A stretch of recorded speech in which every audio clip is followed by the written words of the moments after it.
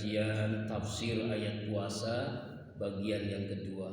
Minggu yang lalu Al-Baqarah 183, Al-Baqarah 184. Hari ini Al-Baqarah 185. A'udzu billahi minasyaitonir rajim. Syahrul Ramadan allazi unzila fihi al-Qur'an. Bulan Ramadan adalah bulan yang diturunkan Al-Qur'an.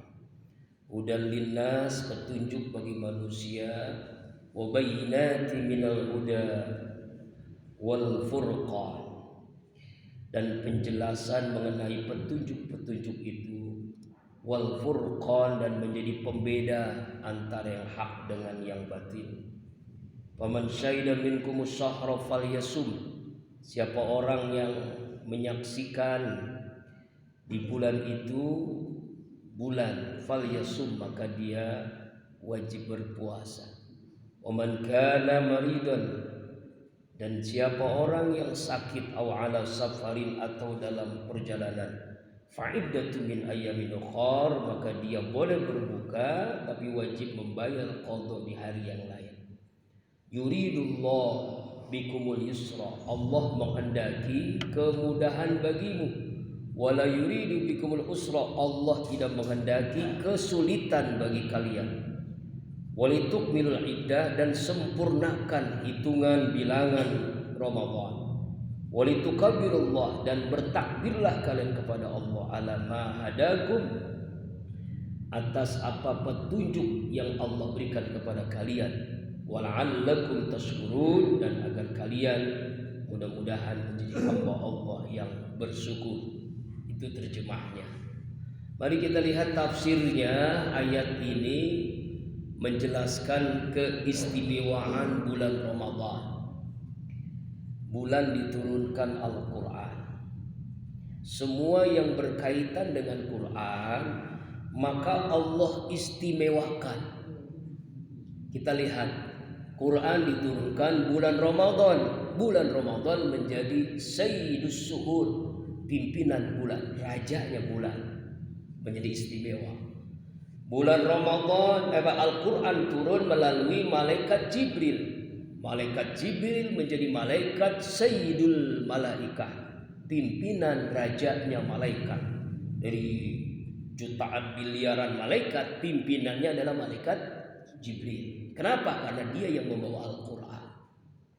Al-Quran turun kepada Rasulullah Nabi Muhammad SAW. Maka Nabi Muhammad menjadi Nabi Sayyidul Anbiya'i wal Mursalin, rajanya, pimpinannya para Nabi dan para Rasul.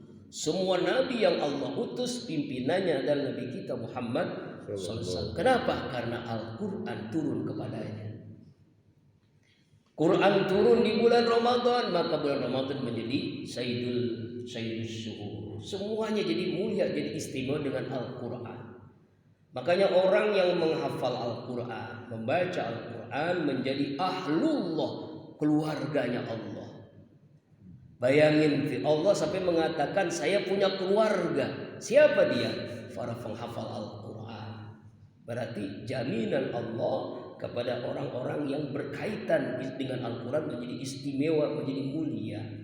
Bahkan orang yang menghafal Quran itu bisa memberikan syafaat buat keluarganya, 7 turunannya. Allah Akbar, begitu istimewanya ya seorang yang berkaitan dengan Al-Quran.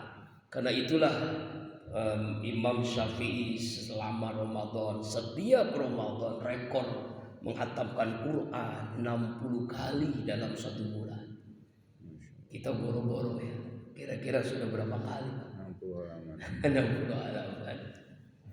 Satu kali siangnya Ramadan 1 kali khatam, malamnya 1 kali khatam. Itulah hebatnya Imam Syafi'i, karena memang beliau seumur 9 tahun sudah hafal Quran 30 juz. Kemudian saya punya sahabat polisi aktif polisi dia. Udah 3 kali khatam Quran sampai hari ini. Targetnya 10 kali. Padahal sibuk tapi bisa khatam Quran. Kita yang gak sibuk di rumah doang gak khatam Quran. Berarti ada masalah dengan kita ya. Allah Akbar. Nah, kembali lagi. Jadi bulan Ramadan, bulan diturunkan Al-Quran. Dan ternyata Dalam tafsir Ibnu Katsir dijelaskan semua yang diturunkan Allah, apakah itu suhuf, kitab, itu turunnya di bulan Ramadan. Sebagaimana hadis riwayat Imam Ahmad, unzilat suhuf Ibrahim fi awalil lailatin fi Ramadan. Diturunkan suhuf Nabi Ibrahim di malam pertama bulan Ramadan. Wa unzilatit Taurat li sittin madaiti min Ramadan. Kitab Taurat diturunkan di tanggal 6 bulan Ramadan. Wal Injilu li salasa asyrata khalat min Ramadan. Injil diturunkan di tanggal 13 Ramadan. Wa anzalallahu Qur'an li arba'isrina khalat min Ramadan. Dalam hadis ini ya, Quran diturunkan di tanggal 24 Ramadan. Ya, ini sesuai dengan ayat inna anzalnahu fi lailatul qadri. Maka kita harus bisa memahami ada Lailatul Qadar, ada nuzulul Quran. Lailatul Qadar itu turunnya Al-Quran sekaligus secara keseluruhan. Itu Quran turun dari Lauhil Mahfuz ke Baitul Izzah di langit pertama dunia. Jadi ketika Rasulullah Isra Mi'raj itu kan untuk melewati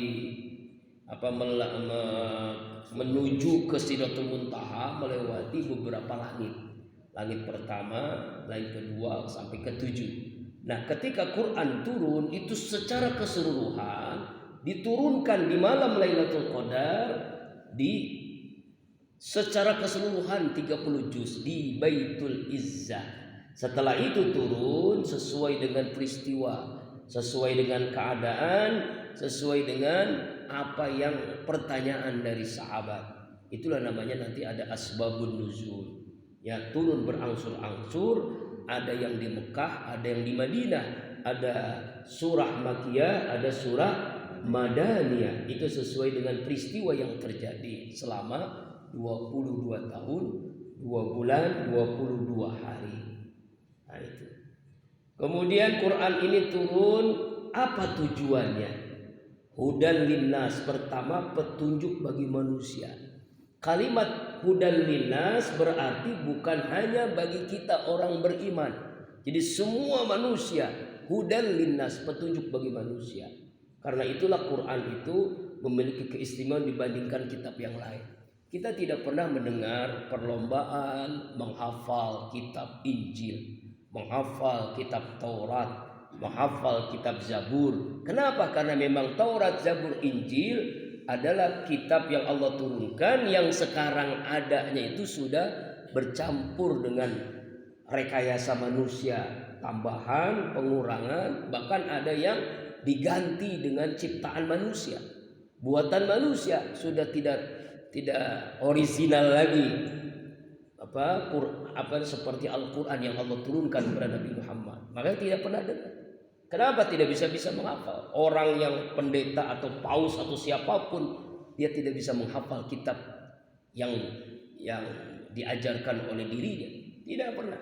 Kenapa? Karena memang sudah buatan manusia. Tapi Quran itu mukjizat. Anak kecil pun bisa hafal Al-Quran. Orang buta pun bisa menghafal Al-Quran. Karena begitu luar biasa Al-Quran. Walaqad yassarna Al-Quran. Allah telah memberikan kemudahan bagi seseorang yang sungguh-sungguh untuk menghafal Al-Quran. Hudan linnas, petunjuk bagi manusia. Kemudian tujuan Allah turunkan Al-Quran wa bayyinatin minal huda, dan penjelasan mengenai petunjuk itu. Dengan apa yang Allah turunkan itu nanti dijelaskan. Ya, wal furqan, dan juga pembeda. Ini yang halal, ini yang haram, ini yang hak, ini yang batil. Itulah. Sehingga dalam tafsir Ibnu Katsir dijelaskan yang dimaksud furqan itu agar bisa jelas, ya kita dibimbing oleh Allah melalui Al-Quran, jelas ini halal, ini haram, ini perintah Allah, ini larangan Allah, jelas. Nah, itulah Al-Furqan, pembeda.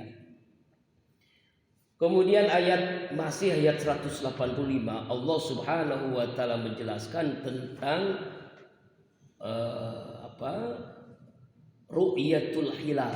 Nah, ini ketika awal Ramadan. Jadi ketika kita awal Ramadan itu diperintahkan untuk melihat bulan. Faman syahida minkumus syahra falyasum. Siapa orang yang menyaksikan, ya, menyaksikan di tempat tinggalnya itu bulan, ya, falyasum, maka hendaklah ia berpuasa.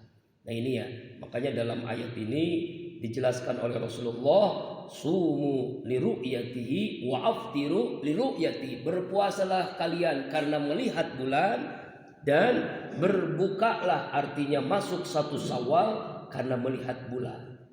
Ya, inilah sudah diserahkan kepada yang berkompeten, yaitu lembaga, ya, Badan Hisab dan Ru'yatul Hilal, Kementerian Agama itu melihat. Kita kan sebelum awal Ramadan kita bisa menyaksikan di layar televisi dari seluruh Indonesia para ahli astronomi, para ahli dalam ilmu falak melihat di seluruh Indonesia sudah terlihatkah bulan. Kalau sudah terlihat maka kita diwajibkan untuk berpuasa. Ya, ini awal puasa. Kemudian masih ayat 185 tentang rukhsah. Ada 2 ayat tentang tafsir ayat puasa menjelaskan tentang rukhsah. Rukhsah itu artinya keringanan. Inilah bentuk bahwa agama Islam, syariat Islam itu adalah fleksibel. Enggak harus misalnya orang harus melaksanakan, harus tidak. Inilah kemudahan bagi Allah. Allah memberikan kemudahan bagi kita, bagi umat Rasulullah Shallallahu Alaihi Wasallam. Dan ini diulang lagi. Ayat 184 dan ayat 185 bunyinya sama. Faman waman kana maridon aw ala safarin fa'iddatum min ayyamin ukhra. Kenapa diulang? Karena bentuk kemudahan di dalam syariat Islam. Ayat 184 sama dengan ayat 185, yaitu rukhsah bagi siapa yang sakit atau dalam perjalanan. Dia sakit akhirnya tidak bisa mampu berpuasa. Sakit yang membuat dia terpaksa tidak berpuasa. Menurut dokter kalau dia tetap memaksakan puasa, sakitnya tambah parah. Maka dia diperbolehkan tidak puasa, tapi dia boleh membayar, mengganti di hari yang lain. Au ala safarin, atau dalam perjalanan, musafir, sebagaimana penjelasan minggu yang lalu, ya, ketika kita kesulitan dalam perjalanan, macet luar biasa, perjalanan yang jauh, kesulitan untuk berpuasa, maka kita dibolehkan tidak berpuasa dan wajib min ayyamin ukhra, mengganti di hari yang lain. Ini yang disebut dengan qada puasa, membayar di hari yang lain, mulai di bulan Syawal sampai di bulan Sya'ban sebelum Ramadan. Ya, ini tentang perintah Allah Subhanahu wa ta'ala, keringanan yang luar biasa. Mari kita lihat ketika dalam tafsir Ibnu Katsir dijelaskan ayat ini, bagaimana ketika seseorang tetap berpuasa. Dia sakit tetap berpuasa, dia dalam perjalanan tetap berpuasa. Man aftara fahasanun, kalau dia berbuka itu terbaik. Artinya dia tidak bisa dipaksakan untuk tetap berpuasa, karena itu bagian daripada rukhsah dalam beragama, keringanan dalam beragama. Sebagaimana hadis riwayat Imam Muslim, ya, ketika ditanya Rasulullah menjawab, man aftara fahasanun, siapa yang berbuka, artinya yang sakit dan musafir, maka hasanun, itu baik, itu terbaik. Wa man shoma, tapi kalau dia memaksakan tetap berpuasa, fala junaha alaihi, maka tidak ada dosa baginya. Artinya inilah fleksibilitas dalam syariat Islam, kemudahan dalam syariat Islam. Ya, qada puasa, nanti selesai itu dia wajib qada.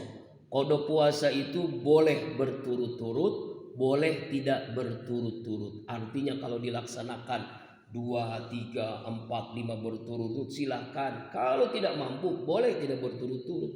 Misalnya dilaksanakan bergandengan dengan puasa Syawal, silakan. Bergandengan dengan puasa Arafah, tafadhol. Bergandengan dengan puasa Senin Kemis, boleh. Yang penting dia wajib di hari yang lain wajib membayarnya. Kenapa Allah memberikan seperti itu? Jawabannya adalah yuridullahu bikumul yusra. Allah menghendaki dalam beragama itu kemudahan. Jangan memaksakan. Makanya ada kalimat ketika khotib Jumat. Ittaqullah mastata'tum. Sering kita dengar kan? Bertakwalah kalian kepada Allah sesuai kemampuan. Ini dalam perintah Allah. Jadi kalau semua perintah Allah itu sesuai kemampuan, Pak. Sesuai kemampuan. Ittaqullah mastata'tum itu adalah perintah Allah, bukan larangan Allah. Nggak ada Allah atau hadis mengatakan tinggalkan larangan Allah sesuai kemampuan. Enggak ada. Yang ada malah wala taqrabu zina, jangan mendekati zina. Mendekati aja tidak boleh, apalagi melakukannya. Jadi kita harus bedain perintah Allah sesuai kemampuan. Larangan Allah haram ya haram, tidak bisa remeng-remeng dan sebagainya, ya. Jadi tidak bisa sesuai kemampuan tinggalkan. Nah, jangan. Tapi kalau perintah Allah sesuai kemampuan, sebagaimana hadis Bukhari Muslim dari Anas bin Malik, dari Syu'bah, dari Abu Tayyah, yassiru wala tu'assiru wasakinu wala tunaffiru. Permudahlah, jangan kalian mempersulit. Tenangkanlah, jangan kamu membuat orang kabur. Dalam hadis lain, ketika Rasulullah mengutus Abu Musa kepada Mu'az dan Abu Musa ke Yaman, Rasul mengatakan basiru wala tunaffiru wa yassiru. Sampaikanlah berita gembira, janganlah kalian menakut-nakuti. Wala tu'assiru, janganlah kalian mempersulit. Permudahlah, janganlah kalian mempersulit. Watatawa wala takhtalifa. Bersepakatlah, jangan kalian berselisih. Artinya disinilah Allah Subhanahu wa taala dalam ayat yuridullah bikumul yusra wala yuridu bikumul usra. Kalau kamu tidak mampu berpuasa, boleh diganti di hari yang lain. Kalau kamu tidak mampu untuk melaksanakan sholat, misalnya sholat sambil berdiri, boleh diganti dengan sholat duduk dan seterusnya. Jadi perintah Allah itu begitu mudahnya. Jangan kita mempersulit, ya, jangan mempersulit, tapi jangan dipermudah-mudahin. Ya, Islam itu agama mudah, tapi jangan dienteng-entengin, begitu Pak ya. Bisa pahami Pak ya? Bu'istu bil Hanafiyah as-sahmah. Dalam kitab Sunan dan Musnad, Rasulullah mengatakan, aku, kata Rasulullah, diutus membawa agama yang penuh dengan kerahmah, tamahan, kemudahan. Jadi Islam itu mudah, ya.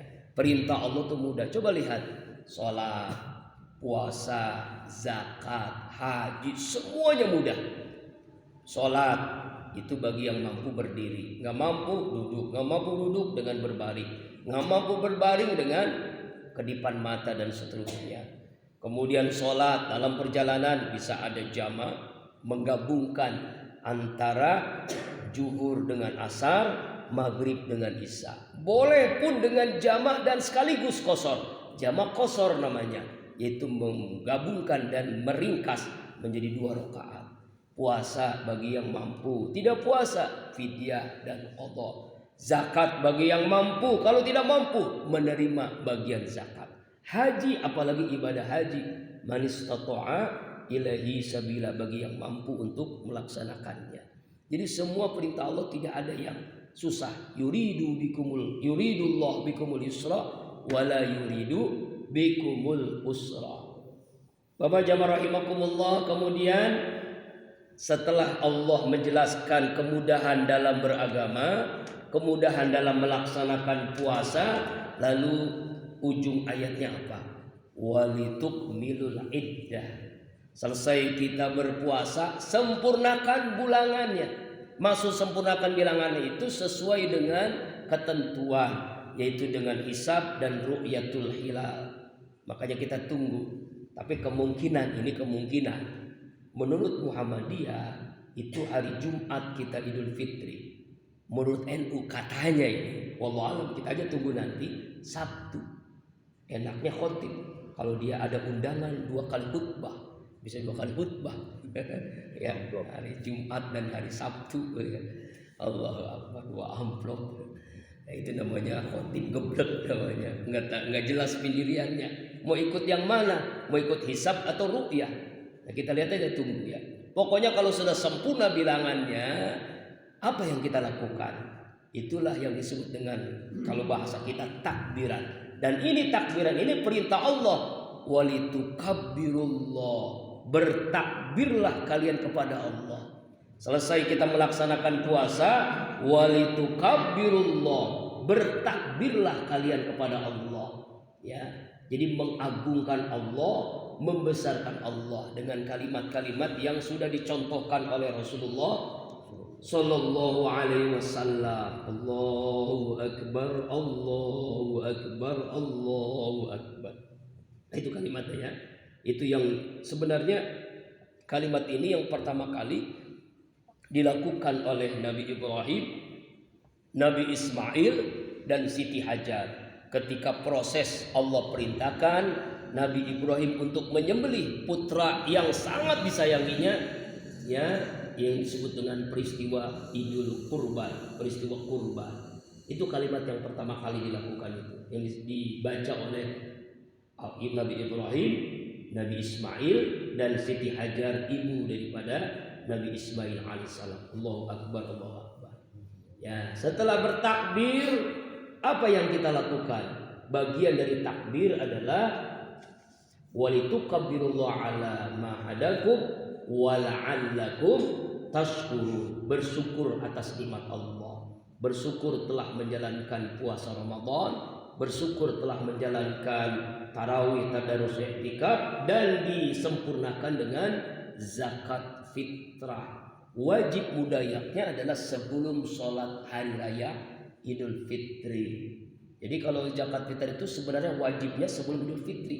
Makanya panitia zakat dia harus menunggu sebelum sholat Idul Fitri. Kemungkinan masih ada nggak orang yang belum zakat fitrah? Terima. Sebab kewajibannya memang sebelum sholat Idul Fitri. Kalau sudah sholat Idul Fitri, bukan zakat fitrah namanya, sedekah biasa. Jadi masih boleh Pak. Jangan merasa, woi nggak nerima lagi panitia, nggak boleh, enggak. Itu kewajiban. Kewajiban panitia harus terus terima sampai sebelum sholat Idul Fitri. Ya. Tapi kalau mulai dari tanggal 1 boleh nggak? Boleh, sunnah. Tanggal 1 sekarang sampai tanggal berapa nih? 14-15 Ramadan, boleh kita sudah memberikan zakat fitrah. Wajibnya sebelum sholat hari raya Idul Fitri. Ya. Itu ayat yang ke-185. Kemudian yang 186, supaya kita selesai jadi minggu depan, ayat yang 187 dan terakhir tentang zakat dan Lailatul Qadar. Wa idza sa'alaka ibadi anni fa inni qarib ujibu da'watad da'i idza da'an falyastajibu li wal yu'minu bi la'allahum yarshudun. Ayat 183 tentang kewajiban puasa, 184 tentang rukhsah keringanan bagi puasa, 185 tentang Al-Quran. Nah 186 yang menarik adalah tentang doa. Bayangkan kenapa ayat perintah doa dikaitkan dengan ayat-ayat puasa. Karena di bulan Ramadan doa selama Ramadan itu sangat mustajab. Ya. Ketika kata Allah, wa ija sa'alaka ibadi, apabila hamba-hambaku bertanya kepadamu ya Muhammad tentang aku, tentang Allah, maka jawablah, ya, fa inni qarib, aku ini sangat dekat. Diriwayatkan dari Abu Musa al-Ash'ari, ketika kami bersama Rasulullah dalam sebuah peperangan, kami mendaki tanjakan bukit, menurut lembah dengan mengumandangkan takbir. Kemudian beliau mendekati kami dan bersabda, Rasulullah bersabda, wahai sekalian manusia, kasihanilah diri kalian. Sesungguhnya kalian tidak berdoa kepada zat yang tuli dan jauh, tapi kalian berdoa kepada Rabb yang maha mendengar lagi maha melihat. Sesungguhnya yang kalian seru itu lebih dekat kepada seorang di antara kalian daripada leher binatang tunggangannya. Wahai Abdullah bin Qais, maukah kau ajari sebuah kalimat yang terdalam perbadan surga? La haula wala quwwata illa billahil aliyyil azim.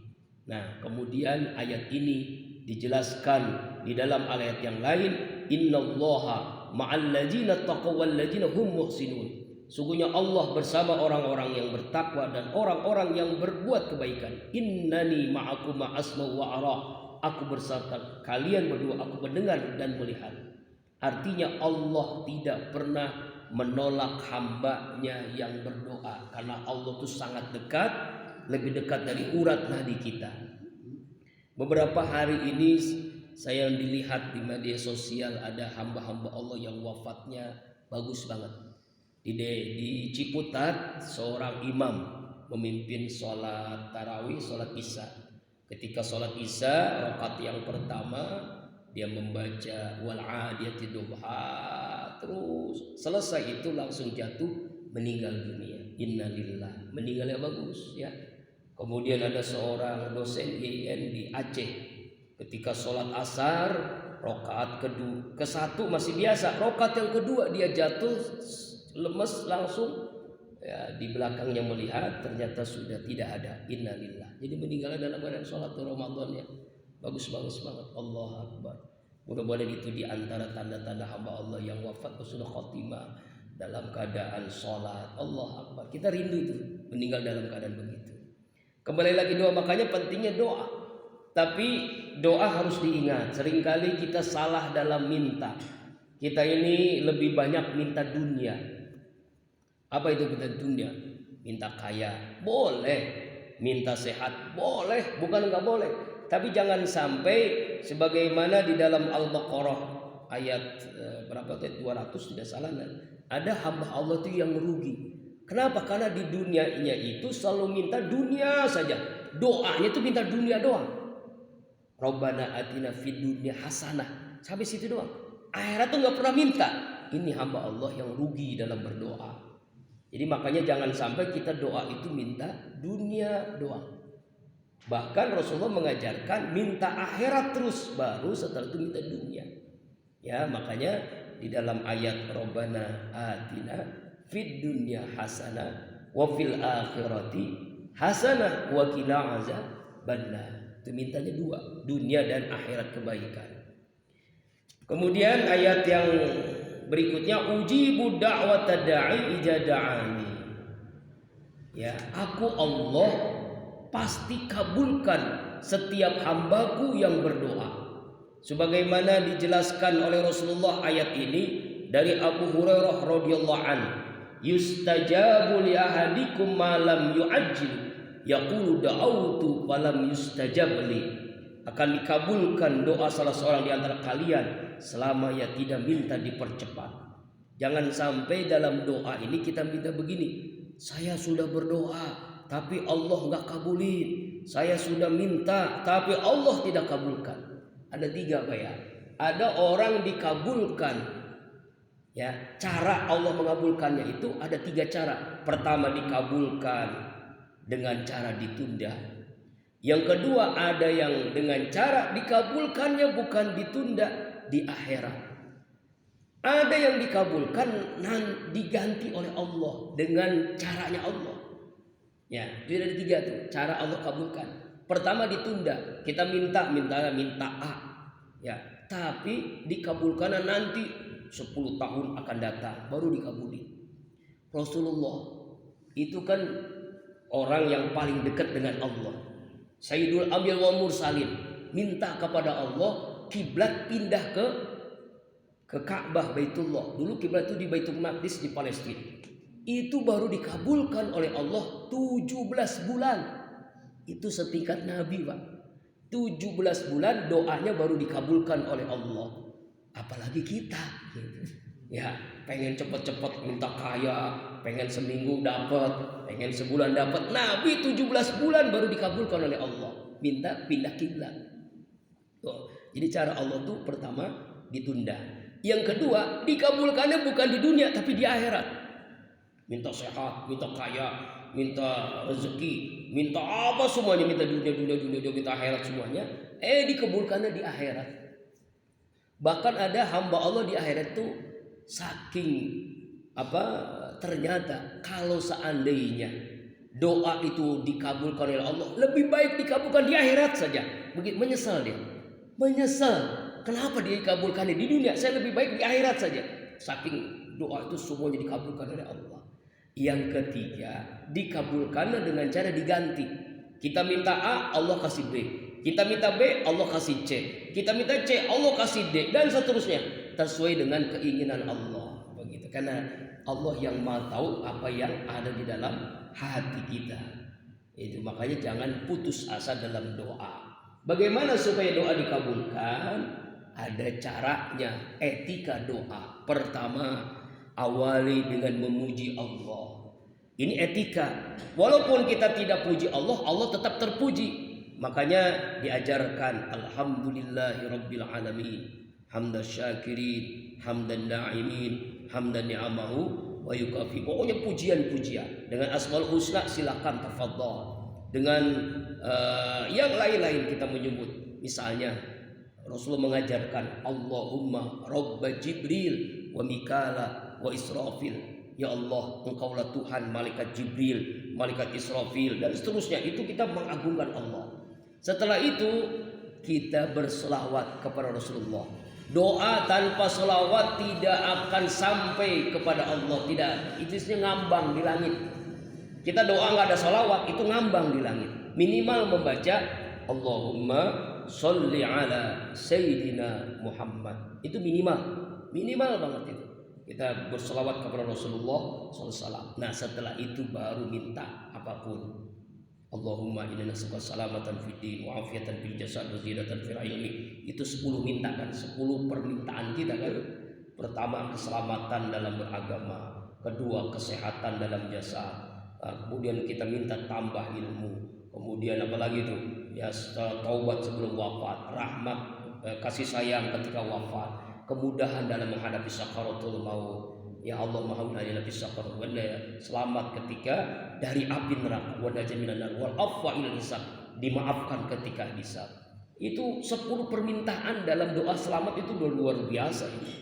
Ya, semuanya ada, dunia akhirat tuh ada semua itu. Belum doa-doa yang lain. Nah itu, jadi itu cara berdoa. Kemudian adab dalam berdoa itu adalah mengangkat kedua tangan.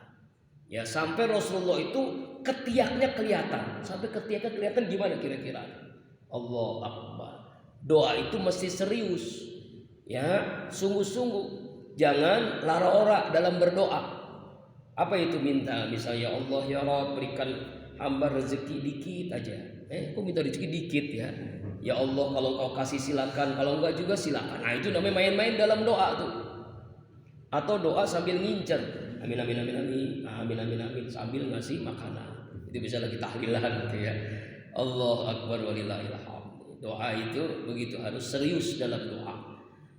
La yazalu yustabu li 'abdi ma lam yad'u bil ismi aw qati'atir rahmi ma lam yasta'jil. Qila ya Rasulullah wa mastijal qala yaqul qad da'awtu wa qad da'awtu falam yustajabu li fayasiru inda zalika wa yadul du'a. Doa seorang hamba pasti dikabulkan oleh Allah selama ia tidak berdoa untuk perbuatan dosa. Tuh, jangan berdoa untuk perbuatan dosa. Ya Allah berikan hamba kemudahan untuk mencuri motor itu. Nggak boleh itu. Ya Allah mudahkan hamba dalam korupsi, itu nggak boleh itu.